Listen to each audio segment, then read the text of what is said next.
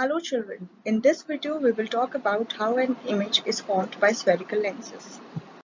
We will start by image formation by convex lenses.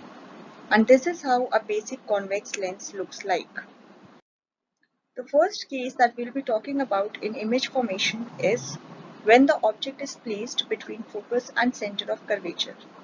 As we can see that one of the ray is parallel to the principal axis and after refraction passes through the focus. The second ray goes undeviated from the optical center and we get the image beyond 2f. Now these are the properties of image formed. The first property is that the image is real and inverted. The second property is that the image is larger than the object, or we can say that the image is magnified. The third property is that the image is formed beyond 2f. Here I have used a term real image. The real image meaning is that the image is formed by the actual intersection of the rays of light, or we can say that the image is formed on the screen. Now let us have a look on the second case, that is when the object is placed at center of curvature. The first ray from the object, which is parallel to the principal axis, after refraction passes through the focus.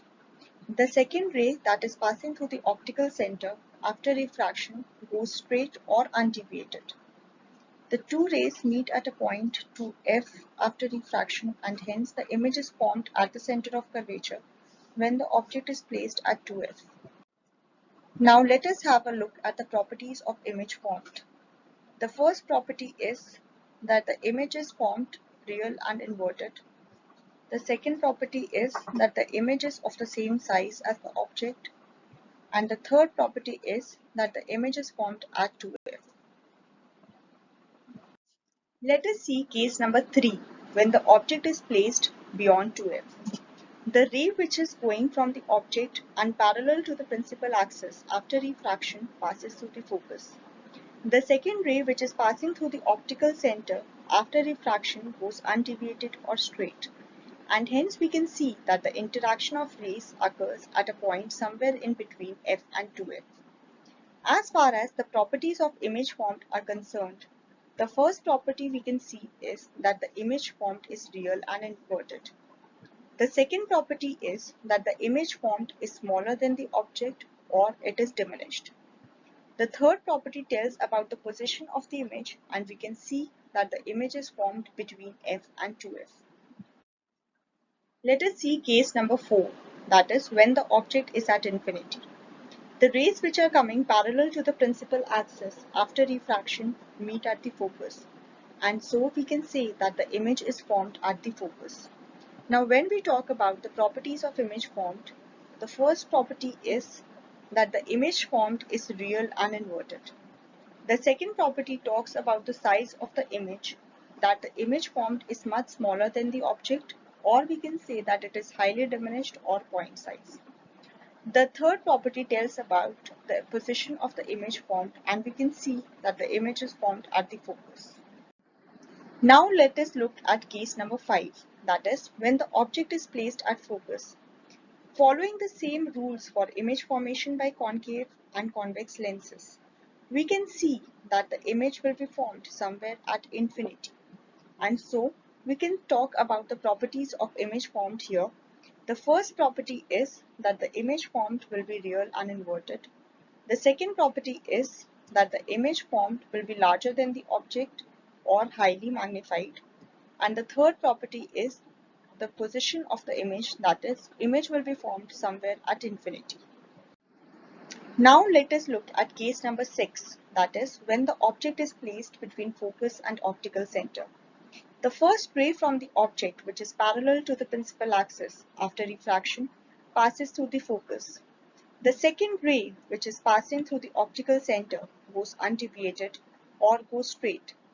As we can see in the diagram, the distance between the two rays is increasing here, and so we can conclude that these rays will never actually meet. Now extended these rays in the backward direction, we can see that these right rays meet on the same side as the object. So we can conclude the properties of the image formed here, that is The first property, the image formed is virtual and direct. Now, what do you understand by this term virtual? Virtual means that when the light rays are not actually meeting, but they only appear to be meeting. And the second property of a virtual image is that the image cannot be obtained on the screen. The second property that we talk about is the size of the image.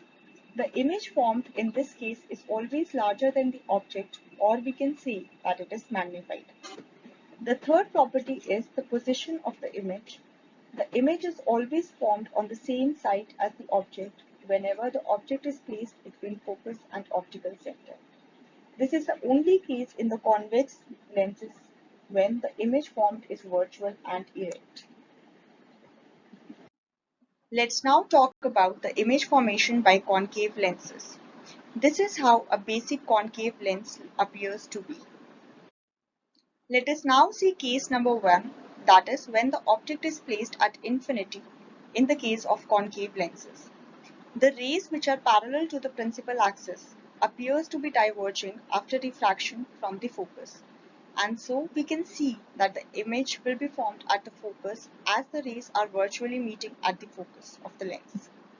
Now when we talk about the properties of image formed in the concave lens when the object is placed at infinity, the first property is that the image formed is virtual and direct. The second property is that the image formed is much smaller than the object, or we can say it is highly diminished or point size. The third property is that the image is formed on the same side as the object at focus. Let us now look at the second case when the object is placed anywhere between infinity and optical center, or we can say at any finite distance on the principal axis. Now, as we can see that the first ray which is parallel to the principal axis after refraction appears to be diverging from the focus. The second ray which is passing through the optical center goes undeviated. And so we can see that the image is formed at the point somewhere in between O and F. Now let us look at the properties of image formed in this case. The first property is that the image formed is virtual and direct. The second property is that the image is smaller than the object, and the third property is that the image is formed on the same side as the object between optical center and focus. So no matter where we keep the object, the image will always be formed between O and F in the case of a concave lens, other than the case when the object is placed at infinity. So there are two cases that we broadly talk about in the case of concave lenses, that is, when the object is at infinity, the image is formed at the focus, and secondly, when the object is at any finite distance, then the image is always formed between O and F. Talking about the uses of lenses, we can see that lenses are broadly used at many places. They are used in the projectors, the telescopes, binoculars, torches, spectacles, etc. And so they are widely used everywhere. Thank you children for watching my video. In the next video, I'll be talking about the sign conventions and the lens and the mirror formula. Thank you.